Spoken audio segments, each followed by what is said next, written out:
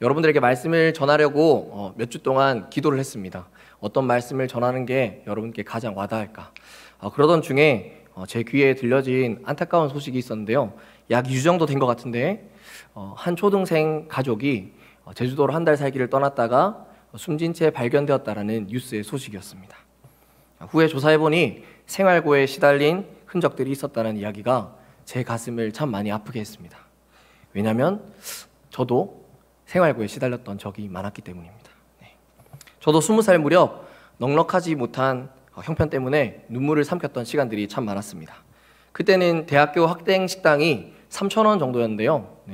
3,000원짜리 밥을 먹으러 친구들이 몰려가면 저는 3,000원을 들고 편의점으로 향했습니다.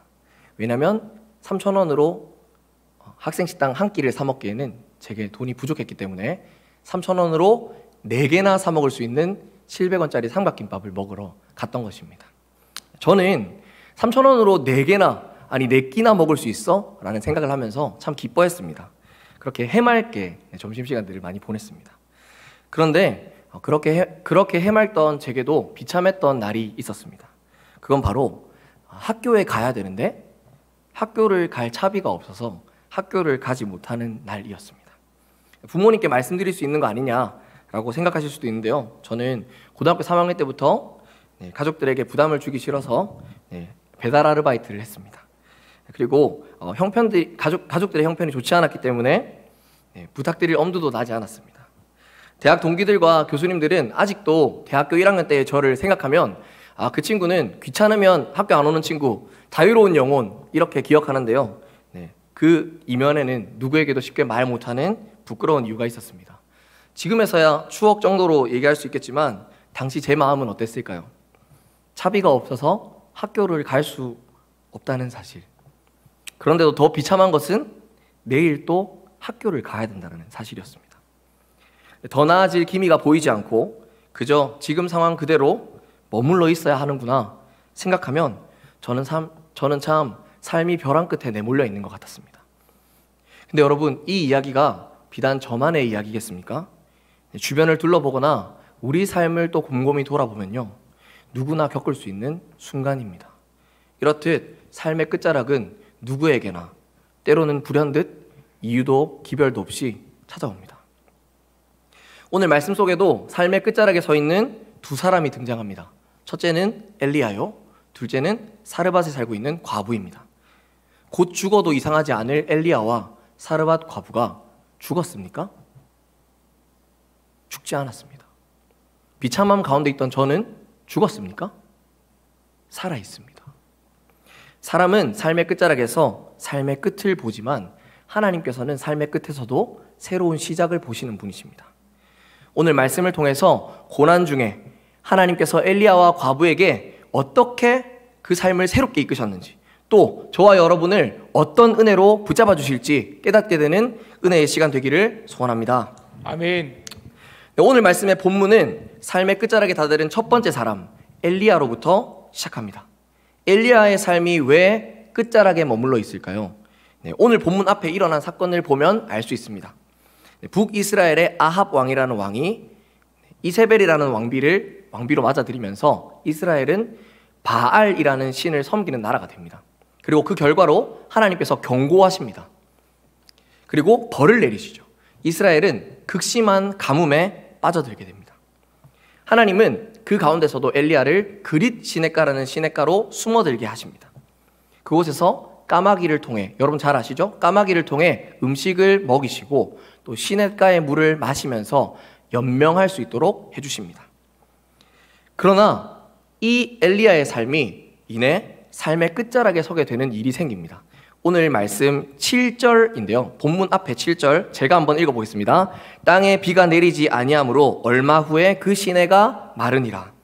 간신히 까마귀가 가져다주는 음식과 그릿 시냇가의 시냇물로 연명하던 엘리야는 가뭄이 계속되자 더 이상 그 시냇가에 머무를 수가 없게 됩니다. 그리고 삶의 끝자락에 선 엘리야를 하나님께서 보내십니다. 그것으로부터 오늘 본문은 시작하는 것입니다. 하나님께서는 엘리야를 시돈 땅 사르밧이라는 곳으로 보내십니다. 그곳에 가면 한 과부가 있는데 이 과부가 너에게 먹을 것을 줄 거다 라고 말씀하십니다. 엘리야는 하나님의 말씀에 순종해 시돈 땅 사르밧이라는 곳으로 갑니다. 그리고 사르밧에 도착한 엘리야가 하나님이 말씀하신 바로 그 과부를 만나는데, 이 만나는 시기가 참으로 신기합니다.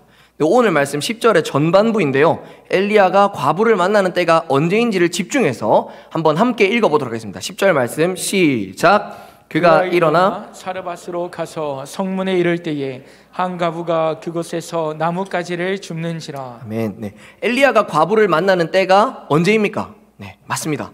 원어 성경을 보면 훨씬 더 와닿으실 텐데요, 이 원어 성경에는 오늘 본문에 있는 성문에 이를 때에, 그리고 한 과부라는 이 구절 사이에 히브리어 힌네라는 단어가 들어있습니다. 이 힌네라는 단어는요, 그때 마침이라는 뜻이 있습니다. 조금 더 적나라하게 표현하자면 짠! 하고 나타났다 라는 표현입니다. 네, 그러면 제가 이 뜻을 살려서 다시 한번 이 본문을 읽어보겠습니다. 엘리야가 일어나 사르밧으로 가서 성문에 이를 때에 그때 마침 짠! 하고 과부가 나타난다. 우리가 볼 때는 이 일이 참 우연이라고 생각되지 않으십니까? 이 기가 막힌 타이밍의 만남, 성문에 도착하자마자 만나야 할 과부를 만나게 되는 이 만남은 하나님께서 이끄신 만남이었습니다. 하나님은 엘리야의 발걸음을 그릿 시내가에서부터 시돈 땅에 이르기까지 계속해서 인도하고 계셨습니다. 아무튼 이렇게 하나님께서 엘리야가 짠! 하고 과부를 만나게 하십니다. 과부를 만난 엘리야는 하나님의 말씀을 기억하고 있었습니다. 무엇이었죠? 바로 과부를 통해서 음식을 주겠다라고 하셨던 말씀입니다. 먼 길을 오느라 목이 말랐던 엘리야는 과부를 만나자마자 물을 한 컵 달라고 얘기합니다. 그리고 하나님의 말씀을 기억하고 물을 달라고 요구함과 동시에 음식도 달라고 요구합니다. 그런데 엘리야가 이 부탁을 하는 순간 과부가 대답하는 대답이 기가 막힌 대답입니다. 오늘 말씀 12절의 말씀 제가 읽어보겠습니다. 그가 이르되 당신의 하나님 여호와께서 살아계심을 두고 맹세하노니 나는 떡이 없고 다만 통에 가루 한 움큼과 병에 기름 조금뿐이라. 내가 나뭇가지 둘을 주워다가 나와 내 아들을 위하여 음식을 만들어 먹고 그 후에는 죽으리라. 뭐라고 답하나요? 나는 먹을 것이 있다 없다? 없다. 없어도 그냥 없는 정도가 아니라 어느 정도입니까? 나 당신을 만나고 당신을 만날 때 죽고 있던 이 나뭇가지 이거를 땔감 삼아서 마지막 남은 음식 해먹고 아들이랑 굶어 죽으려고 하고 있었다라고 말합니다. 여러분, 만약 여러분이 엘리야였다면 과부의 이 대답을 들었을 때 하나님께 어떤 생각이 들었을까요? 아니, 하나님 이거 좀 너무한 거 아닙니까? 예? 과부한테 가라고 하실 때는 분명히 과부를 통해서 먹을 걸 준다고 말씀하시지 않습니까? 근데 먹을 것이 많은 과부도 아니고 마지막 먹을 거 겨우, 그것도 자기 아들이랑 먹을 거 겨우 하나 남은 그런 사람한테 저를 보내시면 어떻게 합니까? 라고 생각되지 않았을까요? 상식적으로 하나님께서 우리를 먹이시겠다고 누구한테 가라 하시면 먹을 것이 많은 사람에게 우리를 보낸다고 우리는 생각합니까? 먹을 것이 적은 사람에게 보낸다고 생각하십니까? 당연히 많을 줄 알고 갑니다. 근데 오늘 과부는 어떻습니까? 먹을 것이 전혀 없습니다. 엘리야 줄 것도 없습니다. 자기도 겨우 아들이랑 그것도 마지막 먹을 만큼 있습니다. 말 그대로 말도 안 되는 황당한 상황입니다. 그런데 과부의 이 상황을 들은 엘리야의 대답은 우리처럼 이렇게 반응하지 않습니다. 오늘 말씀 13절의 말씀입니다. 우리 다 같이 한번 읽어보겠습니다. 시작. 엘리야가 그에게 이르되 두려워하지 말고 가서 내 말대로 하려니와 먼저 그것으로 나를 위하여 작은 떡 한 개를 만들어 내게로 가져오고 그 후에 너와 내 아들을 위하여 만들라. 엘리야가 과부에게 뭐라고 대답합니까? 당신에게 대접할 만한 먹을 것이 없습니다. 내 아들이랑 겨우 먹을 거 있습니다. 라고 말한 과부에게 엘리야는 아까 했던 무작스러운 요구를 같이 한 번 더 말합니다. 하려고 하던 대로 작은 떡 하나를 만들어라. 그런데 나를 먼저 먹이고 그 다음에 너와 네 아들이 먹어라. 엘리야가 처음 과부에게 했던 무례한 요구를 상황 설명을 듣고 난 다음에도 얘기합니다. 근데 여러분, 과부에게 다시 말한 이 엘리야의 말 앞에는요, 이전에 과부에게 했던 요구와 다른 한마디 말이 덧붙어 있습니다. 오늘 말씀 13절의 전반부를 보시면 되는데 한번 보시겠습니다. 엘리야가 그에게 이르되 두려워하지 말고 가서 내 말대로 하려니와. 무엇이 붙어 있나요? 두려워하지 말고가 붙어 있습니다. 엘리야가 왜 과부에게 두려워하지 말라 얘기하는지 엘리야의 이 요구 다음 말에 두려워하지 말라는 이유가 있습니다. 14절 말씀 제가 한번 읽어보겠습니다. 이스라엘의 하나님 여호와의 말씀이 나 여호와가 비를 지면에 내리는 날까지 그 통에 가루가 떨어지지 아니하고 그 병에 기름이 없어지지 아니하리라 하셨느니라. 아멘. 엘리야가 두려워하지 말라 하며 먹을 것을 가져오라 말할 수 있는 이유는 무엇이었습니까? 하나님이 그것으로도 엘리야와 과부, 아들 모두를 먹게 하실 줄 엘리야는 알고 있었기 때문입니다. 다시 올라가서 엘리야를 과부에게 보내셨던 하나님의 말씀 9절 말씀인데요. 우리 다 같이 한번 읽어보도록 하겠습니다. 9절 말씀 시작. 너는 일어나 시돈에 속한 사르밧으로 가서 거기 머물라. 내가 그곳 과부에게 명령하여 내게 음식을 주게 하였느니라. 이 말씀을 잘 보면요, 그곳에 있는 과부가 내게 음식을 주리라가 아닙니다. 엘리야에게 음식을 주겠다고 하신 분이 누구십니까? 하나님께서 직접 내가 주겠다라고 말씀하셨습니다. 엘리야에게 먹을 것을 주시는 분은 하나님이심을 엘리야는 알았던 겁니다. 메마른 그릿시냇가 한가운데서도 엘리야에게 까마귀를 통해서 음식을 먹이셨던 분은 하나님이셨습니다. 엘리야는 그것을 알았던 것입니다. 까마귀도 과부도 하나님께서 먹을 것을 주시기 위해 사용하는 통로였을 뿐 진짜 먹을 것을 주시는 분은 하나님이셨던 것을 엘리야는 알았던 것입니다. 그런 관점에서 보면 엘리야의 이 고백은, 이 요구는 무작스럽고 무례한 요구가 아니라 믿음의 고백이 됩니다. 엘리야의 이름처럼 나의 하나님은 여호와시다. 먹을 것을 주시는 분은 까마귀도 과부도 아니라 하나님이시다. 오직 살아계신 나의 하나님 여호와께서 나와 너를 먹게 하실 것이다. 과부에게 대답하는 것으로 엘리야는 자신의 믿음을 고백합니다. 삶의 끝자락은 누구를 의지할지를 고백하는 곳입니다. 까마귀와 과부가 아니라 내 능력, 내 인맥, 내가 할 수 있는 모든 것을 의지하는 것이 아니라 진짜 우리가 의지할 분은 하나님뿐입니다라는 고백을 드리는 것입니다. 그리고 이 고백을 하나님께 드리기 시작할 때 하나님께서 채우기 시작하십니다. 아까 엘리야와 과부를 만나게 하신, 힌내의 만남을 허락하신 하나님께서 사르밧으로 옮겨져 오는 이 엘리야의 발걸음을 인도하신 하나님께서 우리에게 먹을 것을 주실 것입니다. 저를 한번 따라해 보실까요? 하나님께서 채우시기 시작하신다. 다시 한번 우리 믿음의 고백으로 다시 한번 따라하겠습니다. 하나님께서 채우시기 시작하신다. 아멘. 사랑하는 여러분, 여러분의 삶이 엘리야의 이 고백처럼 삶의 끝자락에서도 채우시기 시작하는 분은 하나님이십니다. 고백하는 여러분이 되시기를 예수님의 이름으로 기대합니다. 아멘. 엘리야가 이처럼 과부에게 믿음으로 고백하며 명령하자 삶의 끝자락에 서 있던 두 번째 사람인 과부가 응답합니다. 오늘 말씀 15절의 상반절인데요. 그가 가서 엘리야의 말대로 하였더니, 과부 입장에서는 다소 무례한 이 요구를, 마지막 먹을 것을 먼저 나에게 달라고 얘기하는 이 엘리야의 요구를 사르밧 과부는 아무 말 없이 응답합니다. 근데 여러분, 사르밧 과부가 이 엘리야의 말에 응답하는 것이 사실 너무너무 말이 되지 않는 일이라는 것을 여러분 알고 계십니까? 왜 말이 되지 않는 일인지 제가 설명하기 앞서서 여러분에게 질문을 한번 던져보겠습니다. 자, 우리는 엘리야가 과부를 만나기 이전에 어떤 일이 이스라엘에 있었는지 알고 계시죠? 아합 왕이 이세벨을 아내로 맞아서 우상 숭배를 함으로 이스라엘 땅에 큰 기근이 듭니다. 그렇다면 여기서 질문입니다. 왜 하나님은 이스라엘 땅에 있는 많은 과부들에게 엘리야를 보내지 않으시고 시돈 땅 사르밧에 있는 과부에게 엘리야를 보내셨을까요? 도대체 이 시돈의 사르밧이라는 곳이 어떤 곳이었길래 하나님은 엘리야를 그곳으로 보내신 것일까요? 이 시돈의 사르밧이 어떤 곳인지를 알면 수수께끼가 풀립니다. 시돈은 어떤 곳이냐? 엘리야가 선지자로 활동하던 시기에 왕이 누구라고요? 아합 왕입니다. 이 아합 왕의 왕비인 이세벨은 이 시돈 땅 왕의 딸입니다. 이 이세벨의 아버지의 이름은요, 엣바알입니다. 다시 말해 바알이 우리와 함께 하신다 라는 뜻의 이름을 가진 왕이었습니다. 시돈은 하나님이 아닌 바알을 섬기는 바알 숭배의 중심지였던 것입니다. 사르밧 과부는 그 시돈 땅에 살던 사람이었습니다. 바알을 섬기는 중심지 시돈 땅에 살고 있던 과부가 하나님의 선지자인 엘리야를 만나서 엘리야가 하는 그 무리한 요구에 반응하는 것이 얼마나 말이 되지 않는 일인지 여러분 다시 한번 실감이 되십니까? 사르밧의 과부가 엘리야의 말대로 응답한 것은 그저 행색이 불쌍해 보이는 한 사람에게 먹을 것을 나눠주겠다고 응답한 것이 아니었습니다.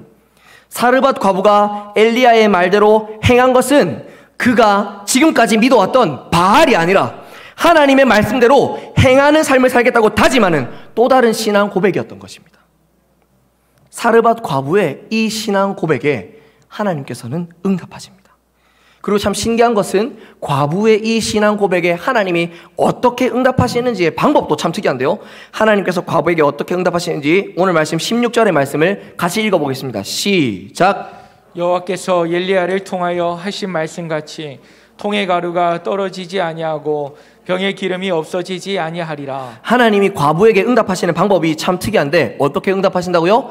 엘리야를 통하여 하신 말씀 같이 응답하십니다. 자, 그렇다면 엘리야를 통해 과부에게 한 말씀이 무엇일까요? 14절의 말씀인데요. 자, 우리 통의 가루가 떨어지지 아니하고 이 응답의 내용입니다. 그러면 하나님이 말씀 같이 응답한 내용은 그 부분을 지우고 읽어야 됩니다. 14절의 말씀 중에 통의 가루가 떨어지지 아니하고를 성경에 딱 가리고 앞에 부분만 읽어보면 이와 같습니다. 이스라엘의 하나님 여호와의 말씀이 나 여호와가 비를 지면에 내리는 날까지. 여러분 특별한 부분을 찾으셨습니까? 그것은 바로 나 여호와가 비를 지면에 내리는 날까지 응답하겠다 약속하신 부분입니다. 하나님께서 왜 비를 내리는 날까지라고 말씀하셨을까요?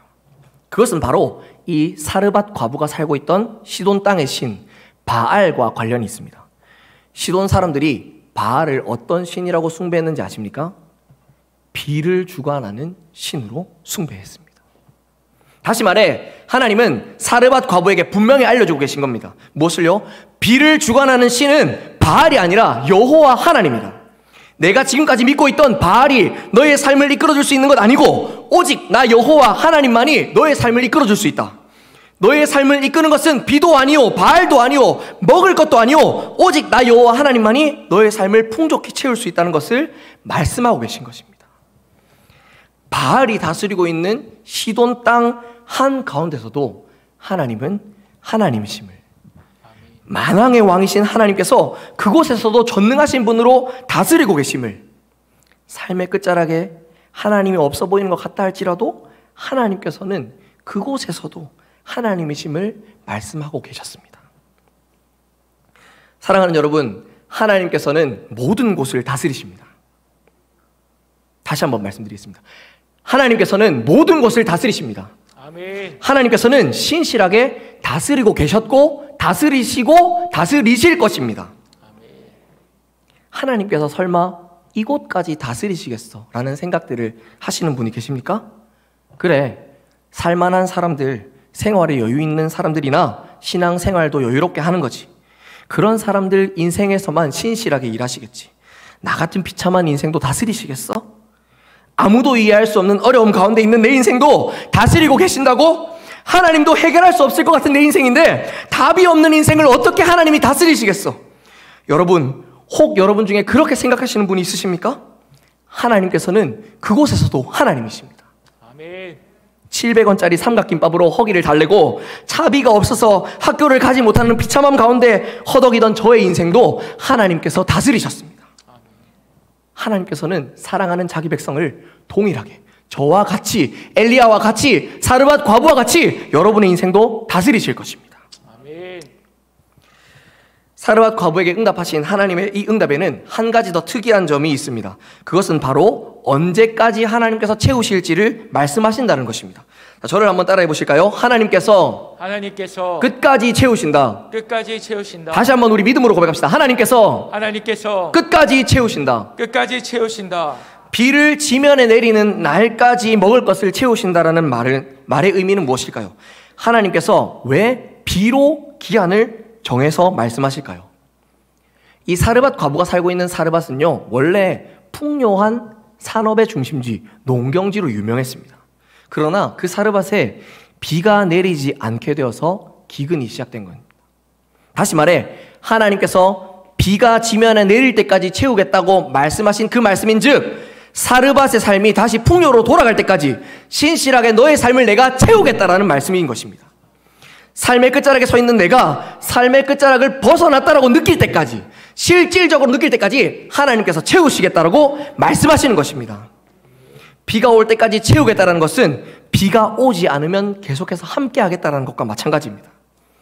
하나님은 우리가 없는 중에 계속해서 놓여 있다면 있을 때까지 우리를 채우시는 분이십니다. 하나님께서는 채우기를 시작하시기도 하시는 분이지만 끝까지 채우시는 분이십니다. 하나님께서 채우기 시작하시는 분이라는 것도, 또 하나님께서 끝까지 채우시는 분이라는 것도 오늘 말씀을 통해서 우리 알아보았습니다. 그렇다면 마지막으로는 하나님께서 어떻게 우리의 삶을 채우시는지, 그 방법은 무엇인지를 마지막으로 살펴보겠습니다. 오늘 본문을 통해서 우리는 삶의 끝자락에 있는 두 인물을 보았습니다. 자, 첫째는 누구였죠? 엘리야. 두 번째는 사르밧 과부였습니다.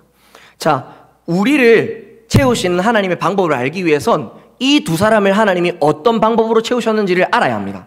자, 제가 지금부터 두 가지 질문을 해볼 텐데 여러분 마음속으로 한번 대답해 보시면 좋겠습니다. 첫째, 삶의 끝자락에 있던 엘리야에게 먹을 것을 준 사람은 누구였습니까?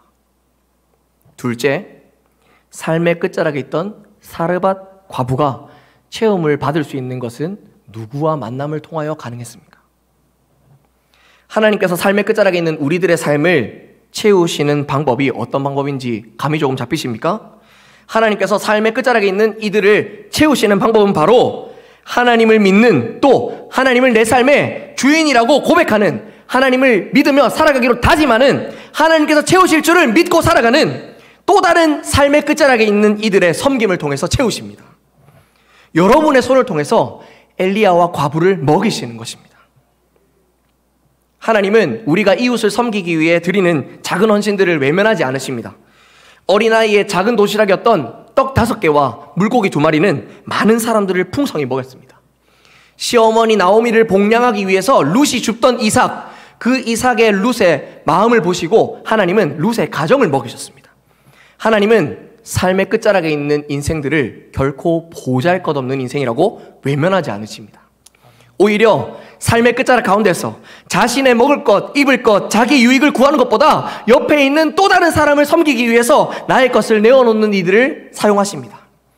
사르밧 과부는 엘리야를 섬기기 위해 자신의 마지막 양식을 내어놓고 하나님께서는 그것을 보시고 엘리야와 동행함을 통해 사르밧 과부의 삶을 채우셨습니다. 사랑하는 성도 여러분, 하나님 앞에 가난한 인생은 가진 것이 없는 인생이 아니라 나눌 것이 없는 인생입니다. 하나님 앞에 부요한 인생은 가진 것이 많은 인생이 아니라 나눌 것이 많은 인생입니다. 다시 한번 말씀드리겠습니다. 하나님 앞에 가난한 인생은 가진 것이 없는 인생이 아니라 나눌 것이 없는 인생입니다. 하나님 앞에 부요한 인생은 가진 것이 많은 것이 아니라 나눌 것이 많은 인생입니다. 하나님은 결코 우리가 가진 것으로 우리를 판단하지 않으십니다. 우리가 조금이라도 옆에 있는 영혼을 살리기 위해서 내어놓을 때 그 마음을 보시고 우리를 부요하다 말씀하시는 것입니다. 아멘. 고난 가운데서도 우리는 나눌 줄 알아야 합니다. 작은 것이라도 나누기 시작할 때 내가 아니라 하나님께서 채우시는 것들을 보게 될 것입니다. 사르밧 과부의 마지막 떡과 같이 가난한 중에도 나눌 것을 살피는 인생에게 하나님께서 풍성히 채우십니다. 네, 말씀을 맺겠습니다. 700원짜리 삼각김밥으로 낀니를 때우고 학교 갈 차비를 전전긍긍하던 20살의 청년은 어느덧 30대가 되었습니다. 삶의 끝자락에서 외줄타기 하는 것만 같이 살았던 그 청년의 인생은 어떻게 변했을까요? 역전 드라마가 펼쳐지듯이 짠! 이제 걱정 없이 살았습니다. 그런 이야기였으면 참 좋을 텐데요. 아쉽지만 이 이야기는 그렇지 않습니다. 20대의 매 순간을 가족들의 생계를 위해 헌신했는데요. 30대가 된 지금도 크게 달라진 것이 없습니다. 되려 더 안 좋아지기만 했습니다.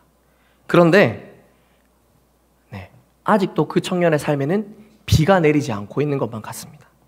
그런데 이 20살의 청년과 30대의 청년에게는 다른 것이 한 가지가 있습니다. 그것은 바로 비가 올 때까지 하나님께서 채우시겠다 하신 약속이 있다라는 것입니다. 그 말씀을 붙들고 고개를 들고 내 것들, 붙잡고 있는 내 것들을 내려놓고 하나둘씩 나누다 보니까 지금까지 사라졌습니다. 하나님께서 지금까지 살게 하셨습니다. 사랑하는 여러분, 저의 20살부터의 지금까지의 삶이 비가 내리지 않는 삶이었어도 저는 그 삶의 끝자락에서 살아 있습니다. 하나님께서 비가 오실 때까지 채우겠다 하셨습니다. 그리고 채우셨기 때문입니다. 여러분들도 그 하나님을 붙들어 보시지 않으시겠습니까? 끝인 것 같아도 하나님께서 끝내지 않으시면 끝이 아닙니다. 죽을 것 같아도 하나님께서 살리시면 살 수 있습니다. 삶의 끝자락에서 우리 하나님 더 붙들지 않으시겠습니까? 삶의 끝자락에서 우리 하나님과 함께 끝까지 살아내지 않으시겠습니까? 더 나아가 채우실 하나님을 기대하며 서로를 채워주는 삶을 한번 살아보지 않으시겠습니까?